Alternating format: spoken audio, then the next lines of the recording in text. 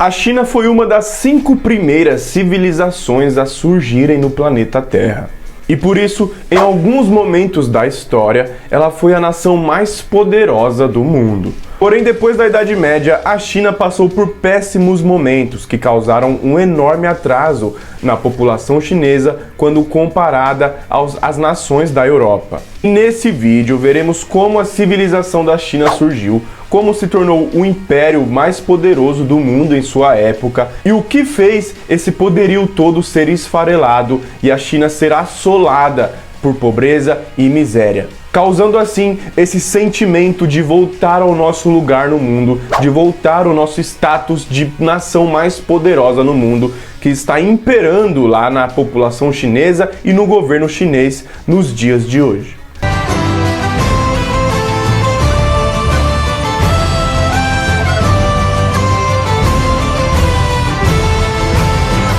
Fala galera, beleza? Sejam todos muito bem-vindos a mais um vídeo. Meu nome é Renato e esse é o canal Saber Mais. Bom galera, como o vídeo de hoje é um vídeo extenso e eu não quero cansar vocês, já vou logo pedindo aquela força, pedindo para você deixar o seu like para me ajudar, aquele comentário me dizendo o que você achou desse vídeo.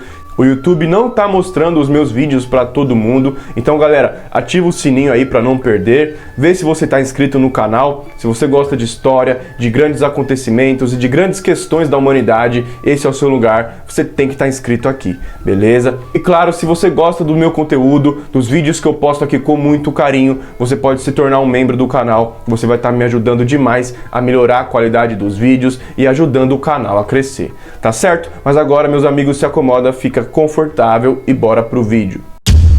A região da China é povoada pela nossa espécie humana, os Homo sapiens, há mais de 40 mil anos atrás, lá na época dos homens das cavernas, onde o ser humano vivia da caça de animais com o uso de ferramentas de pedra, como lanças, e coletando também vegetais nas florestas que o ser humano ia encontrando pelo caminho em suas andanças pelo mundo. E como em todas as regiões do mundo, a união das pessoas foi o que permitiu o ser humano se desenvolver e vencer os perigos e as grandes feras que existiam, ainda mais na China, onde existiam grandes animais ferozes, como leopardos, tigres e muitos outros animais de grande porte. Em aproximadamente 12 mil anos antes de Cristo, os seres humanos lá na China começaram a aprender a agricultura, aprender a plantar para colher. E assim foram saindo dessa vida de nômades, andando de região em região, para começar a fixar-se em um lugar onde eles começaram a plantar para colher alimentos, sempre nas margens dos rios, onde tinha um solo fértil que permitia o cultivo de plantas. E assim foram surgindo muitos clãs, muitas aldeias, onde eles faziam suas casas de argila, com as paredes de argila e o teto de palha. Em toda a região leste da China, onde é uma região que é cheia de rios, como os rios Amarelo e Azul, que foram essenciais para o desenvolvimento da civilização chinesa. E assim viviam os seres humanos na China, nessas situações tribais, com pequenas agriculturas, até aproximadamente 3 mil anos antes de Cristo, onde, como eu disse em outros vídeos para vocês, aproximadamente nessa época, as civilizações do mundo começaram a receber a chegada de homens dotados de um conhecimento sobre a natureza, sobre o universo, que ninguém no mundo tinha. E por isso, essas pessoas começaram a ser adoradas e seguidas pelas pessoas. Isso aconteceu na Suméria, a primeira civilização do mundo, no Egito Antigo, na Índia e também na China. Por isso, toda a história da civilização chinesa, galera, é rodeada, é iniciada em volta de 3 nomes, 3 pessoas, 3 desses mestres que vieram ensinar às pessoas muitas coisas que elas não sabiam, que trouxeram realmente o desenvolvimento para a China, como se fossem usadas por Deus para evoluir e ajudar o desenvolvimento da humanidade naquela região. Numa época onde o ser humano vivia sem regras morais e conceito do que é certo e errado, o primeiro desses 3 foi o homem chamado Fuxi, responsável por ensinar sobre o casamento ao povo chinês, ensinou métodos de cozinhar, caçar, pescar, ensinou a fazer armas de metal que os chineses já estavam aprendendo a lidar com o ferro, e é atribuído a ele a invenção da escrita chinesa. O segundo foi Shen Nong, que significa o divino agricultor. Foi responsável por ensinar os chineses técnicas e métodos de melhorar a agricultura. E quando a gente puxa na arqueologia, é um momento onde a agricultura em larga escala começa a ser utilizada na China, onde temos o aparecimento de grandes fazendas, de grandes campos de agricultores, o que permitiu que a quantidade de alimentos e a colheita de alimentos fosse maior, fazendo assim com que sobrasse. E se você viu os meus vídeos sobre as 5 primeiras civilizações, você entendeu que essa sobra da produção agrícola foi o que deu início ao comércio, onde umas tribos produziam uma certa quantidade de alimentos e o que sobrava eles trocavam com o que outra tribo, outro povo produzia. E esse comércio foi essencial para o desenvolvimento das nações e o desenvolvimento das civilizações.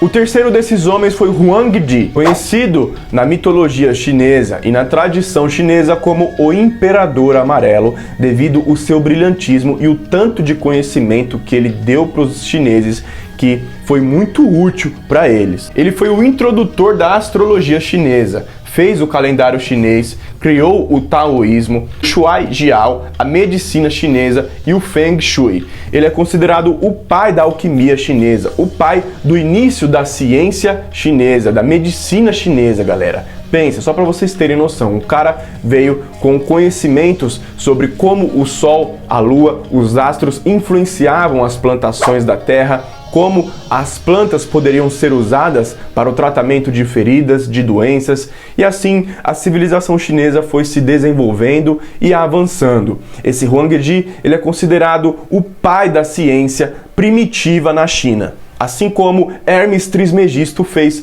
no Egito Antigo. Depois que esses mestres foram passando, foram morrendo, as tribos e as aldeias, os clãs chineses foram se desenvolvendo com o aprendizado e o conhecimento que esses caras deixaram. E assim, tribos foram se unindo ou por amizade, por casamento de pessoas, ou pela força, onde uma tribo vencia a outra e conjuntava todo mundo, e assim foram surgindo grandes clãs e famílias poderosas, famílias ricas, com terras, que era o símbolo de riqueza em todo o planeta no mundo. Nesse processo de famílias poderosas, foram surgindo as primeiras dinastias a mandar em regiões da China. Então, no início, não teve, galera, um império soberano que mandou em toda a China. Existiam famílias que hoje chamamos de imperiais, mas não era um império ainda. Então, tivemos a dinastia Xia no ano 2205 a.C., unificando uma grande quantidade de tribos em uma região. Depois, a dinastia Shang em outra região, unificando muitas tribos. E depois, lá no ano 1122 a.C., aproximadamente, surgiu a dinastia Zhou, que na verdade essas dinastias existiram mais ou menos nas mesmas épocas, só que uma foi ficando mais forte do que as outras em tempos diferentes. Então teve momentos onde a dinastia Xia era a mais poderosa, momentos onde a dinastia Shang era a mais poderosa, e em 1122 a dinastia Zhou se tornou a mais poderosa, ficando no poder durante muito tempo ainda. Porém, como eu falei, enquanto a dinastia Zhou era a mais poderosa, outras dinastias, líderes de clãs, existiam pela China ainda. As dinastias, só para vocês entenderem melhor, eram famílias ricas com muitas terras que unificaram muitos clãs e davam terras para esses clãs viverem. Assim, as pessoas trabalhavam para essas famílias, para essas dinastias. Trabalhavam em construção de templos, na agricultura, na produção agrícola e também nos exércitos, onde já nessa época eles já tinham armas de ferro, armaduras de ferro, lutavam com carruagens puxadas a cavalo e cresciam invadindo terras de outras pessoas, de outros clãs. E essas dinastias, galera, elas tinham um líder, um rei, um pequeno imperador ali, que ele tinha a lealdade do povo, porque a crença, a tradição chinesa dizia que uma família detinha o mandato do céu e era herdeiro por direito da lealdade do povo e do exército. Então, é como se a religião, a crença, moldasse e escolhesse quem iria governar, qual família iria governar. Como se uma família rica e poderosa fosse abençoada com a prosperidade de Deus e por isso ela deveria direcionar as pessoas para o futuro. E essa crença, em diferentes formas, é presente em várias outras civilizações, não é verdade? Você já viu isso por aí, não é? Porém, esses estados foram se rebelando conforme o tempo passava, foram deixando as antigas tradições onde a família era a detentora do poder e da lealdade divina, e esses homens que também queriam o poder para eles começaram a invadir o líder e acabaram com a dinastia Zhou. No final do século V a.C., todos esses pequenos governos da China foram se engolindo, brigando entre si, se unindo e no final sobraram 7. Esses 7 dividiram a China por um longo tempo, um período chamado Período dos Reinos Combatentes. Uma dessas tribos venceu todas as outras e unificou tudo sobre um só governo, iniciando assim o período do Império da China, a China Imperial, com a dinastia Qin no poder. Essa dinastia que é conhecida por ter iniciado a construção da grandiosa muralha da China para se defender de ataques que a China estava sofrendo de povos das estepes, os Xiongnu. Porém, essa dinastia Qin acabou quando o imperador morreu e aconteceu uma briga para ver quem seria o sucessor do trono, onde irmão estava matando irmão, aquela coisa de homens orgulhosos querendo o poder para si. Com isso, quem tomou o poder foi um oficial da dinastia que implantou assim a dinastia Han na China, se tornando o imperador, iniciando talvez a dinastia mais famosa de toda a civilização chinesa, a dinastia Han, que ficou no poder durante 400 anos. Nesse período, ela era a única grande nação que existia ao mesmo tempo em que o Império Romano governava todo o mundo mediterrâneo. A dinastia Han caiu do poder em 220 d.C. e assim inicia um processo onde a China iria passar por várias guerras internas, onde dinastia após dinastia iria subir ao poder, destronando a outra. Esse período todo, até o ano 618 d.C., a China passa por um momento onde não tem nenhum grande avanço tecnológico, pois os imperadores, os líderes, estavam mais preocupados com manter sua cabeça no lugar do que qualquer outra coisa. Eles tinham que se preocupar com as revoltas que existiam e com as dinastias inimigas que eram de famílias ricas que queriam tomar o poder para si.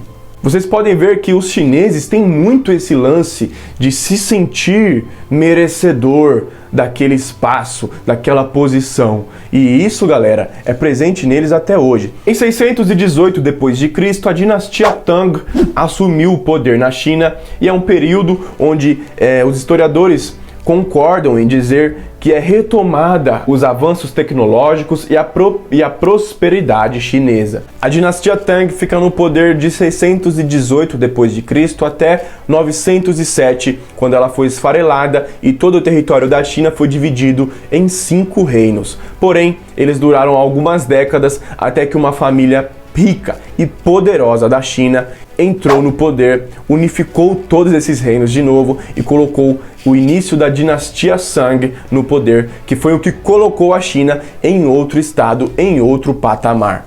A dinastia Shang conseguiu fazer movimentos que ajudaram e muito o avanço da ciência e a liberdade dos cientistas, dos alquimistas chineses de contribuírem com os avanços tecnológicos, fazendo assim com que ela avançasse e muito em seu desenvolvimento, atingindo um nível de sofisticação que na época chegou a ser a mais avançada da história. Nesse momento, era um momento onde os reinos europeus lá na Europa estavam surgindo, galera. Então a França tinha acabado de surgir, a Inglaterra tinha acabado de surgir, os reinos europeus como Espanha, Portugal, nem existiam ainda, sabe? Então é um momento onde os árabes estavam sendo os mais poderosos, só que eles tinham sido separados, os califados poderosos árabes tinham sido esfarelados, surgindo vários pequenos estados árabes no Oriente Médio e pelo norte da África. E por isso, conforme a China foi avançando, ela foi se colocando nesse movimento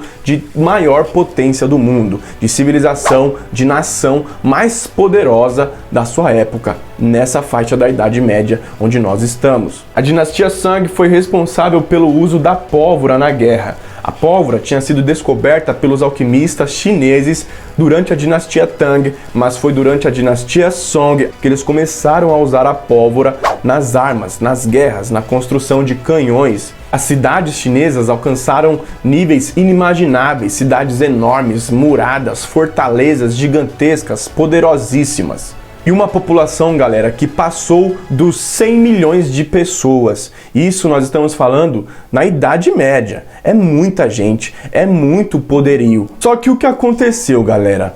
Enquanto a dinastia Song estava no poder da China, um povinho chato lá nas estepes asiáticas começaram a ter uma população muito grande e começaram a invadir a China novamente, os mongóis. Com suas técnicas inovadoras e muito peculiares de guerra, começaram a trazer muitos problemas para o Song. Porém, nos primeiros anos, nas primeiras décadas até, a dinastia Song repeliu os ataques dos grandes líderes mongóis, como Gengis Khan e os irmãos dele.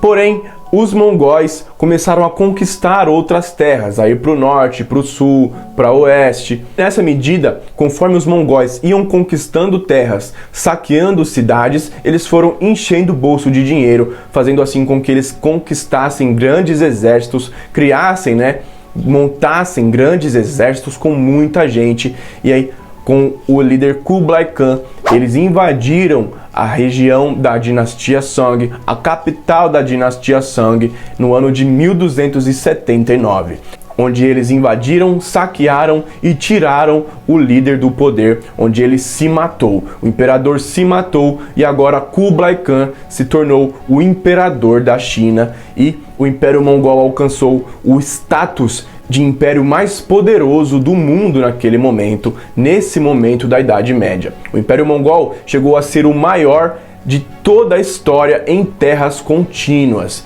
e na época era o mais rico do mundo. Nada nem ninguém era comparado ao poder de Kublai Khan, o homem mais poderoso na época. Só que o povo chinês, galera, como eu falei pra vocês, tem um negócio dentro deles muito peculiar que me deixa fascinado pela cultura chinesa.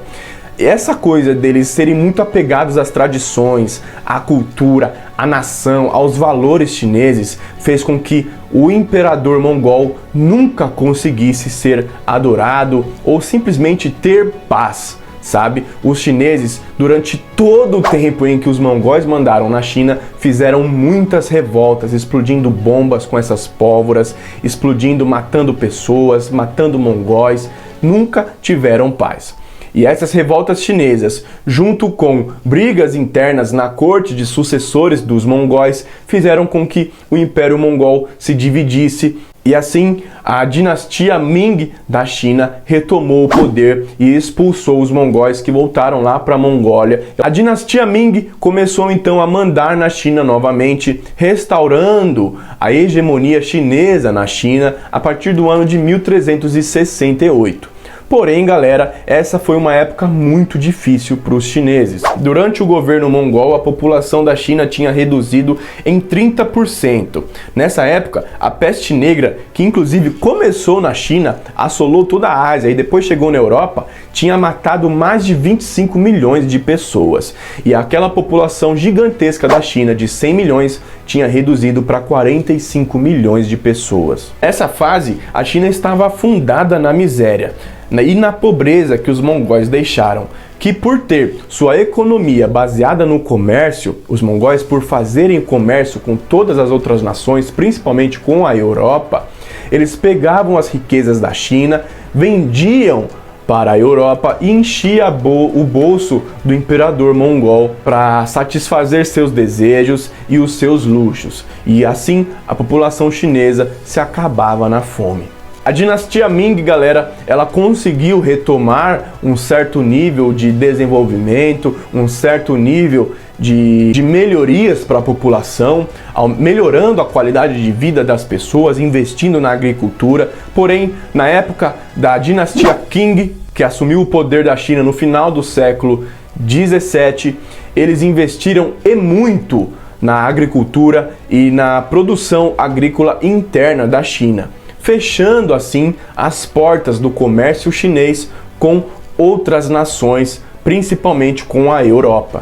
Porém, galera, a consequência disso foi com que a China passasse por um atraso que estava acontecendo na evolução e no desenvolvimento das nações europeias que estavam se industrializando, onde o Império Britânico, os ingleses, eram os mais poderosos do mundo. A China não acompanhou o desenvolvimento europeu e do resto do mundo, devido à política que a dinastia Qing e o imperador Qing achou ser o mais correto, fazendo surgir assim um período de tráfico enorme pela população chinesa, que queria os avanços tecnológicos, que queriam as inovações que tinham no mundo. Uma delas era o ópio, onde os ingleses, galera, pegavam o ópio que era produzido na Índia, levavam para a China, vendia para a população chinesa e viciava todo mundo por lá. Era um caos de ópio na China que causou até guerras. Quando o governo chinês descobriu que a população chinesa estava ficando viciada, empobrecida devido ao aumento do ópio no país, ele decidiu proibir o ópio, proibir a importação de ópio e expulsou os ingleses que estavam vivendo como mercadores, como traficantes da China. Esse movimento fez o Império Britânico invadir a China. Os ingleses invadiram a China, que na realidade eles já queriam fazer isso há algum tempo, estavam procurando só um pretexto. E essa bobagem foi o que fez os ingleses invadirem a China, causando assim duas guerras que foram chamadas de Guerras do Ópio, que causou um buraco enorme na economia chinesa. Os ingleses, que já eram mais desenvolvidos, já tinham passado pela sua primeira revolução industrial, já tinham grandes avanços tecnológicos, como por exemplo navios a vapor. O exército inglês era muito mais forte que o exército chinês. A marinha inglesa então nem se fala. Eles acabaram com o exército chinês, fizeram a China pagar ainda uma indenização pela guerra que os ingleses causaram, e os britânicos ainda forçaram os chineses a dar de mão beijada uma ilha para os ingleses, que foi a ilha de Hong Kong.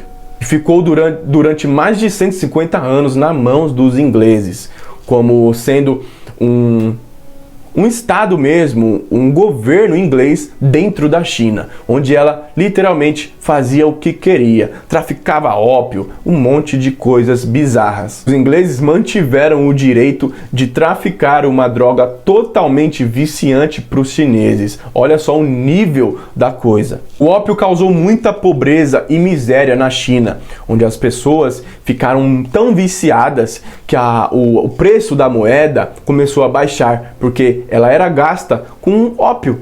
A prata da China, da população chinesa, era trocada pelo ópio que os ingleses vendiam para eles. Só para você ter noção de como ficou descontrolada a situação da China. Com isso, a população chinesa foi ficando ligada, que estava ficando para trás em comparação ao desenvolvimento europeu e ao desenvolvimento que os japoneses começaram a atingir, o que começou a afetar o ego dos chineses, que durante toda a história eram a maior potência da Ásia, e agora, durante o século XIX ou século XX, eles seriam substituídos pelos japoneses com um grande avanço tecnológico, militar. Isso foi uma ferida enorme no ego chinês, e por isso eles começaram a novamente tentar recuperar movimentos e para reformar a política de toda a nação. Com isso surgiram os movimentos para tirar a dinastia Qing do poder, que não era muito a favor, o imperador Qing não era muito a favor, muito aberto a essas reformas. Com isso, deu no que deu.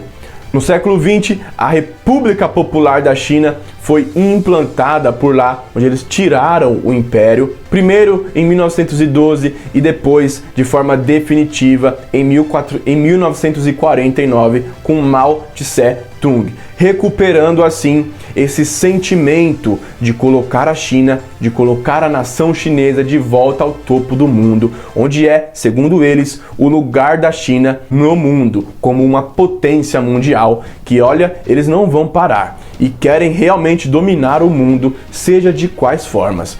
Olha o Covid, galera. Olha o que o Covid fez para a economia da China.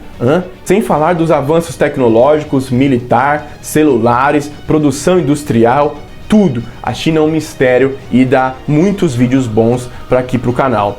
Se você tem um assunto bom para eu falar da China, manda aqui nos comentários. Inclusive, deixa aqui o que você achou desse vídeo, me dá a sua opinião, comenta aí que eu vou ler, tá certo? É isso, galera, o vídeo de hoje fica por aqui. Peço para você deixar o seu like se você gostou, se inscreve no canal para não perder os próximos vídeos, e é isso, até mais.